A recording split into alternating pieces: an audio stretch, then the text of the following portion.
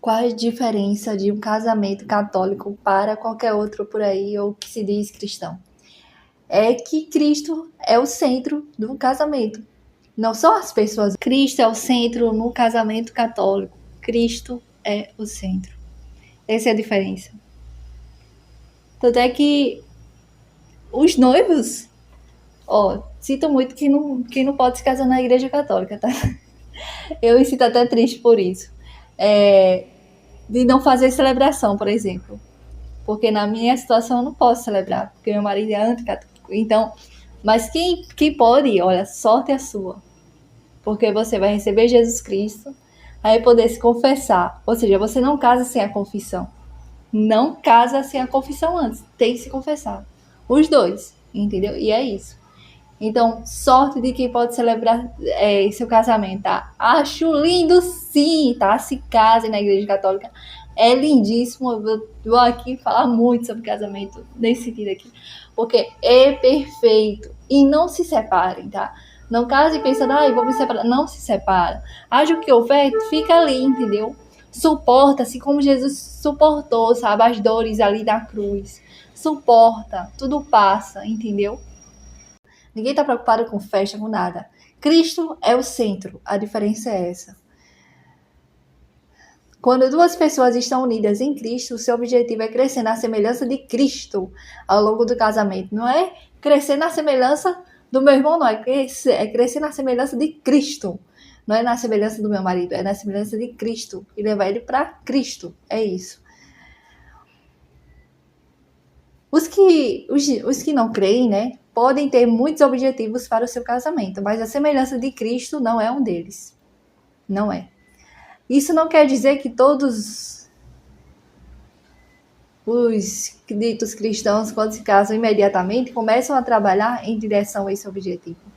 Muitos jovens cristãos, que se dizem cristãos, nem sequer percebem que esse é o objetivo principal, mas o Espírito Santo presente neles trabalha com suas vidas, amadurecendo cada um para que a meta de semelhança com Cristo torne-se cada vez mais clara.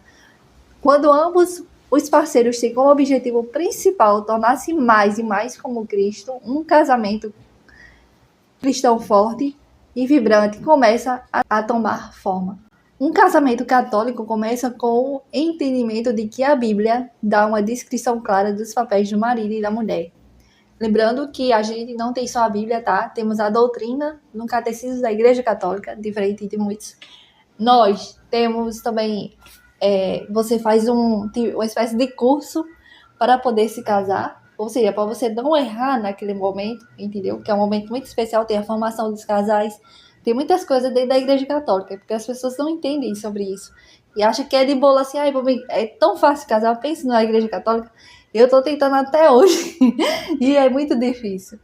Não é de bolo, né? Chega lá, pastor, eu quero casar hoje. Não é assim. Assim é muito fácil.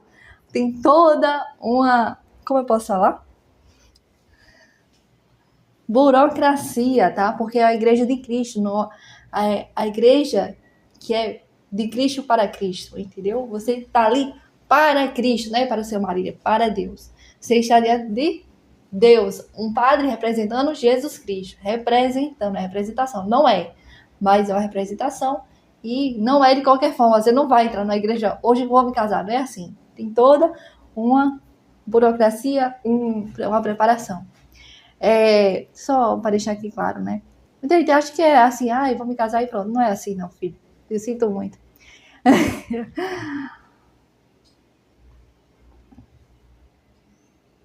Então, o casamento católico começa com o entendimento de que a Bíblia fala, a Bíblia, porque para vocês entenderem, né, que tudo também está lá na palavra de Deus. Dá uma descrição clara dos papéis do marido e da mulher. Encontrado principalmente em Efésios 5.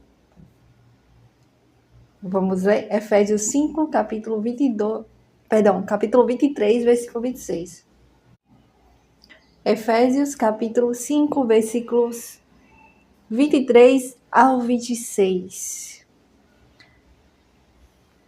As mulheres sejam submissas a seus maridos como ao Senhor, Pois o marido é o chefe da mulher, como Cristo é o chefe da igreja, seu corpo, da qual ele é o Salvador. Ora, assim como a igreja é submissa a Cristo, assim também o sejam em tudo as mulheres a seus maridos. Maridos, amai as vossas mulheres como Cristo amou a igreja e se entregou por ela, para santificá-la, purificando-a pela água do batismo com a palavra. Entendeu?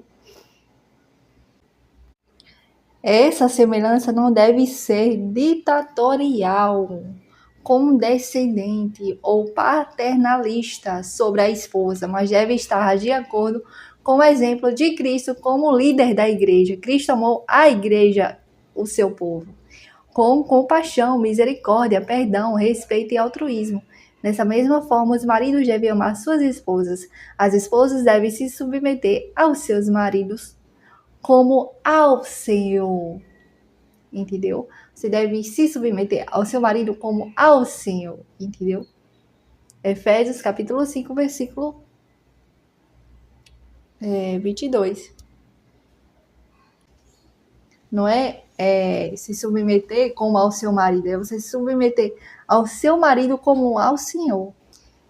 E não porque ela deve ser subservente a ele, mas porque ambos devem sujeitar-se uns aos outros no temor que falta hoje em dia, temor de Cristo, temor de Cristo.